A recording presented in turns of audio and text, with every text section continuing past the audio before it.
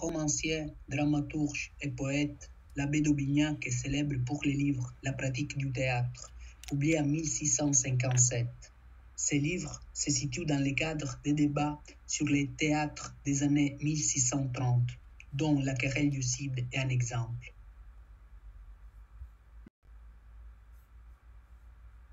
L'œuvre La pratique du théâtre comporte 4 livres. Le premier développe la théorie de la vraisemblance comme essence du poème dramatique. Le second livre examine les principes d'unité d'action, d'unité de temps et d'unité de lieu qui découleraient nécessairement de cette théorie de la vraisemblance. Le troisième livre se concentre entre autres sur la subdivision de la pièce en actes et en scènes. On y retrouve aussi une condamnation des apartés et des stances. Le quatrième livre, enfin, envisage le discours en général et ses différentes formes. C'est principalement après la querelle du Cid, qui opposait partisans d'un théâtre réglementé et partisans d'une création en liberté, que s'est constitué un corps de règles, des doctrines, des recommandations, qui se sont peu à peu imposées à ce qu'on appelle le théâtre classique, et en particulier à la tragédie, qui en était la forme la plus élevée. Cette codification du théâtre au XVIIe siècle peut être résumée par 3 préceptes.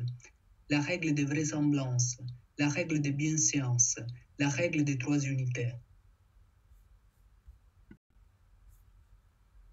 La règle de vraisemblance impose aux auteurs de donner une impression de vérité, car les spectateurs ne peuvent pas se sentir concernés par une pièce de théâtre si elle n'est pas vraisemblable. L'abbé d'Aubignac, dans les premiers livres de la pratique du théâtre, repère dans la vraisemblance les principes fondamentaux qui doivent régler la représentation théâtrale.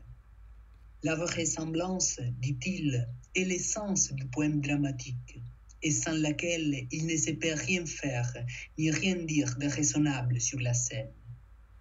Cependant, il faut distinguer vraisemblance et vérité.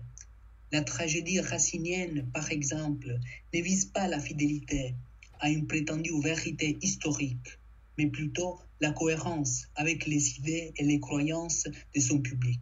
À ce sujet, Boileau, dans l'art poétique, écrivait « Jamais au spectateur n'offrait rien d'incroyable.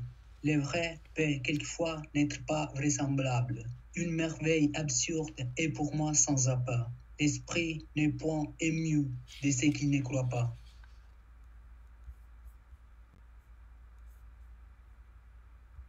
L'action dans les théâtres du XVIIe siècle doit être conforme aux règles de la bienséance, c'est-à-dire elle ne doit pas introduire rien de choquant sur scène. Le théâtre classique, donc, a fait souvent appel à la bienséance. La tragédie, par exemple, en mettant en scène des narrations qui ont pour protagonistes des héros et des rois, refoule toutes sortes de réalismes vulgaires. Elle bannit les sangs et la violence de la scène. De plus, le langage tragique au XVIIe siècle est beaucoup moins direct et coloré que dans les tragédies anciennes.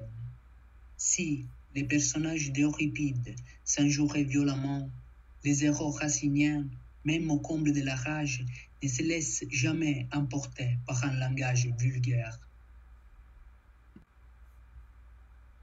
La règle des 3 unités impose aux auteurs le respect de l'unité d'action, de l'unité de temps et de l'unité de lieu. Tout d'abord, l'action doit se présenter comme unique, à savoir comme relevant d'une seule intrigue principale. Cependant, il ne faut pas confondre unité d'action et action unique. L'unité d'action, en effet, n'exclut pas le fait qu'il y ait plusieurs actions. Les actions secondaires, alors, ne sont à exclure que lorsqu'elles n'entretiennent pas un lien étroit avec l'action principale. Ensuite, l'intrigue doit se dérouler en un seul jour. Comme le dit d'Aubignac lui-même, la tragédie doit être renfermée dans les tours d'un soleil. Enfin, de l'unité d'action et de l'unité de temps découle l'unité de lieu.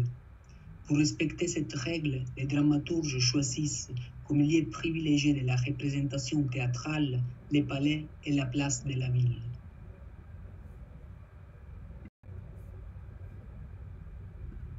La règle des 3 unités n'était pas une nouveauté au moment où l'abbé d'Aubignac écrit. À l'époque ancienne, Aristote, dans le chapitre 8 de la Poétique, avait envisagé l'unité d'action de la fable. Dans le chapitre 5, en comparant l'épopée et la tragédie, il affirmait que l'intrigue de cette dernière devait se dérouler en un seul jour. Lors de la reprise d'Aristote à la Renaissance, l'unité de lieu était apparue comme une implication nécessaire des considérations aristotéliciennes sur la durée de la tragédie.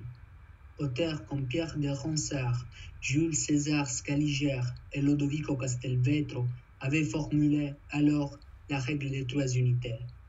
Au XVIIe siècle, cette règle apparaît entre autres dans la préface de Sylvanire, de Meureux, et Boileau l'évoque dans l'art poétique en 1674.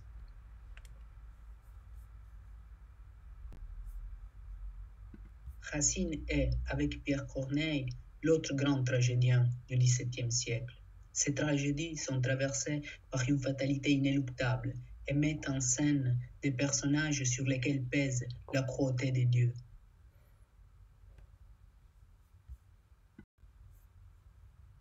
Jean Racine naît à La Ferté-Milon en 1639. Entre 1655 et 1658, il s'installe à l'abbaye de Port-Royal des Champs, où il reçoit l'enseignement de Claude Lancelot, de Pierre Nicole et d'Antoine Lemaître. À Port-Royal, il connaît la littérature grecque, qui constituera plus tard la matière principale de ses tragédies.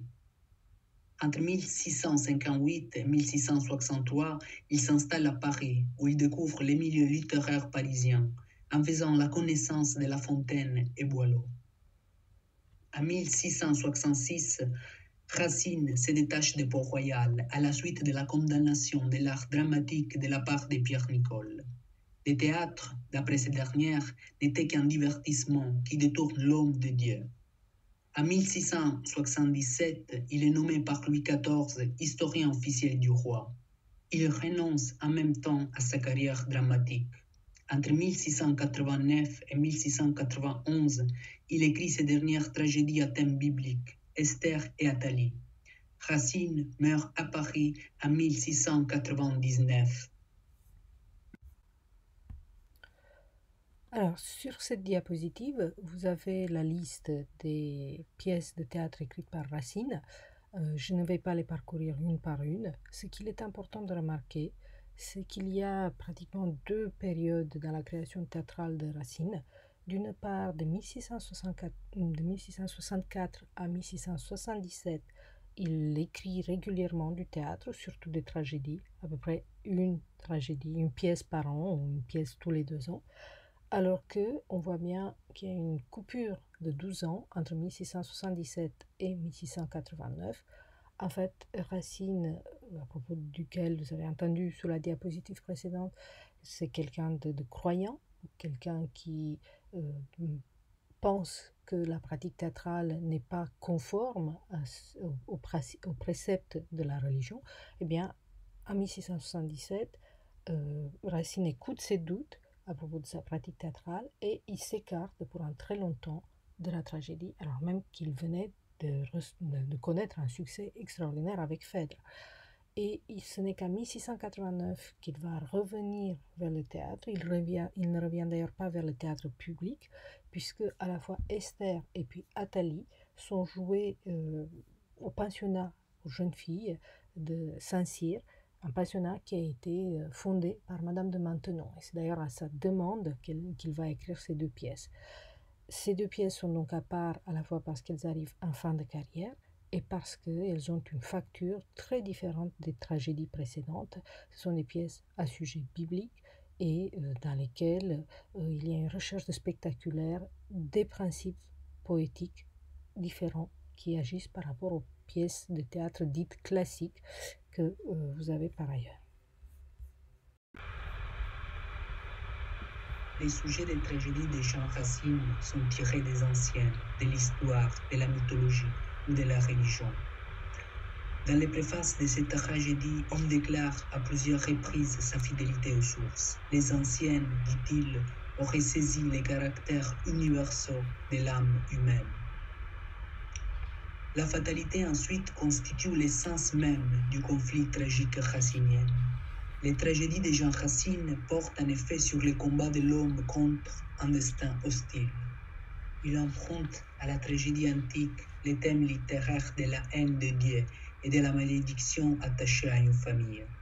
Enfin, la passion tragique par excellence est un amour qui éclate soudain et entraîne des conséquences physiologiques.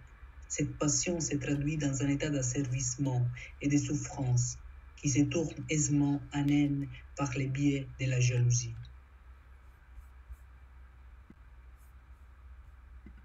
Les tragédies de Jean Racine semblent incarner l'expression la plus parfaite des règles du théâtre classique. Tout d'abord, l'action tragique vise toujours la vraisemblance. Ensuite, la tragédie racinienne porte une attention particulière à l'unité d'action et à l'unité temporelle. Enfin, la bienséance est une règle commune de la conduite des personnages raciniens. Cependant, chez Racine, il n'y a pas une vision dogmatique des règles du théâtre classique.